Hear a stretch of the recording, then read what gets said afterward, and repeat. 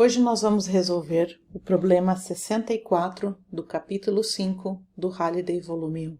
A figura abaixo mostra uma caixa de massa M2 igual a 1 kg, em um plano inclinado sem atrito de ângulo θ igual a 30 graus, que está ligada por uma corda de massa desprezível a uma outra caixa de massa 3 kg, em uma superfície horizontal sem atrito. A polia não tem atrito e sua massa é desprezível. Se o módulo da força horizontal é 2,3 newtons, qual é a tração da corda? Então, aqui na imagem, nós conseguimos identificar quem é a massa 1, quem é a massa 2. A massa 2 está num plano inclinado, por isso eu coloquei aqui não somente o eixo cartesiano igual ao eixo cartesiano do M1, com a mesma inclinação, aqui nesse desenho está em verde, aqui nesse está em rosa, como eu coloquei aqui um outro eixo cartesiano que é mais conveniente de usar para o bloco M2, já que ele está num plano inclinado. Esse eixo cartesiano rosa acompanha a inclinação do plano, fica muito mais conveniente tratar das variáveis dessa maneira. Vamos começar colocando quais são as forças envolvidas na caixa 1. Nós temos a normal 1, o peso, a força, tá para cá essa força F, acho que o preto fica mais conveniente, a força F, e que mais eu consigo identificar? A tensão da corda. Então, a tensão da corda aqui, pessoal, aponta para a direita, e a tensão da corda aqui aponta para a esquerda. Então, lembrem-se que a tensão tem que ser analisada bloco a bloco, mas como nós temos que a polia não tem atrito e a massa da polia é desprezível, a tensão na corda é a mesma ao longo de toda a corda. Então, aqui nós temos a força F e a força-tensão apontando para a direita, no caso da caixa 1. No caso da caixa 2, a tensão aponta para a esquerda, essa é a tensão. Aqui nós temos a normal 2, mas já o peso 2 está apontando para cá. O ângulo entre o eixo cartesiano verde e o eixo cartesiano rosa é o mesmo ângulo do plano inclinado θ. E aqui nós vamos pensar que se não tem atrito no plano inclinado, não tem atrito no plano horizontal, esse sistema está certamente em movimento. Então, eu tenho uma aceleração aqui para a direita e aqui a gente tem uma aceleração nesse sentido. Outra coisa que eu posso analisar é que esse peso vai ter componentes ao longo do meu eixo cartesiano rosa, que eu vou dizer aqui que é o x e aqui o y. Então, nós precisamos fazer essas componentes aqui, ó. Essa aqui vai ser px, e aqui para baixo nós temos PY. Quem vai ser PX? Vai ser a força-peso vezes o seno do θ nesta situação. E o PY é o P cosseno de θ. Nessa situação, porque eu fiz a análise aqui e o ângulo entre os eixos é o ângulo θ, o mesmo ângulo do plano inclinado, e por isso eu posso dizer que a componente x vai ser a força-peso 2 vezes o seno do θ e a componente y vai ser o peso 2 vezes o cosseno do θ. Peso 2 é algo que nós temos, é a massa 2 que o problema dá vezes a aceleração da gravidade. Vamos colocar agora as equações para a caixa 1. Em x, primeiro. Em x, nós temos a força mais a tensão é igual a massa 1 vezes a aceleração. Em y, nós temos que N1 igual a P1. Se tiverem dúvidas a respeito de algo que eu estou fazendo aqui, escrevam aí nos comentários. No caso da caixa 2, vou botar de outra cor, nós temos em x a componente Px, a gente define o positivo como o sentido do movimento nessas situações. Px menos tensão igual a massa 2 vezes a aceleração. E em y, nós vamos ter normal 2 igual a P2. Agora, vamos analisar os dados. eu tenho as massas, então eu também sei quanto que é o peso 1, que vai ser o M1G.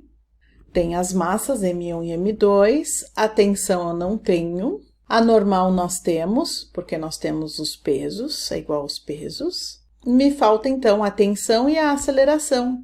Nós temos um sistema. Vou colocar as duas equações aqui. Com essas duas equações, o sistema, a gente pode somar para eliminar a tensão.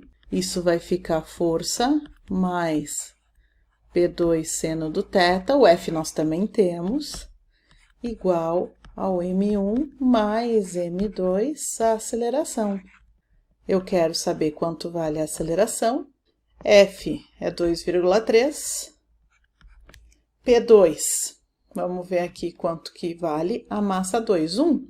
Nós temos 9,8, que é 1 vezes 9,8 gravidade, seno de 30 graus, dividido pela massa 1 mais massa 2, que vai ser massa 1, 1 kg, massa 2, 3 kg. Na calculadora, isso resulta em 1,8 metros por segundo ao quadrado. Ok, pego esse resultado, posso colocar agora dentro de qualquer uma dessas equações para achar a tensão. Vou colocar aqui, tensão igual a massa 1 vezes a aceleração menos a força. A massa 1 é 3 vezes 1,8 menos 2,3, nós temos a tensão igual a 3,1 Newton. Beleza, achamos a aceleração para achar a tensão, que era a letra A, primeira coisa que o problema estava me pedindo. Agora, letra B. Qual é o maior valor que o módulo de F pode ter sem que a corda fique frouxa? Para a gente trabalhar com esse tipo de situação limite, nós, na verdade, fazemos o limite em que a corda fica frouxa. Para trabalhar o negativo, a gente trabalha no positivo. Então, eu não quero que a corda fique frouxa, então eu vou trabalhar qual é o limite para a corda ficar frouxa. Quando a corda fica frouxa, isso significa que a caixa 2 ela está livre para se movimentar aqui, para cair, não tem atrito. Qual é a aceleração máxima que ela pode ter? Se fosse queda vertical, queda livre vertical, seria a aceleração da gravidade. Mas aqui é um plano inclinado. Qual é a aceleração máxima de uma caixa num plano inclinado sem atrito? É a componente da aceleração nesse plano. Nesse caso aqui, é a componente da aceleração em x, que por sua vez é a aceleração da gravidade vezes o seno do θ. Então, este é o valor máximo da aceleração num plano inclinado, vai ser g vezes o seno do θ. Ok, agora a próxima pergunta. Nessa situação limite, qual é a tensão na corda? Se nós temos a situação onde a corda está frouxa, isso significa que não há tensão na corda. Esse bloco está livre para se movimentar, não tem tensão na corda, logo a tensão na corda aqui também é zero. Fazemos este cálculo agora dentro da equação para o 1 para achar essa força. Vai resultar em força mais a tensão, vai ser igual ao M1A. A tensão é zero. Então, isso me diz que a força, nesse caso, tem que ser M1G seno do θ. M1 vale 3, vezes 9,8, vezes o seno de 30 graus, que é 0,5. Isso resulta em 14,25 newtons. Então, nessa situação, nós temos o bloco 2 se movendo livremente. Quando a força alcança esse valor, anula completamente a tensão na corda. E tudo isso acontece. Quando alcança esse valor de força, significa que a aceleração do bloco que está horizontal, essa caixa de massa M1 tem a mesma aceleração da caixa M2. Esse é o limite. Então, nós queremos que a força esteja abaixo deste valor, para que a corda não fique frouxa. Pessoal, qualquer dúvida que vocês tiverem, pode deixar escrito nos comentários que eu respondo todos os comentários. Um abraço a todos, até a próxima!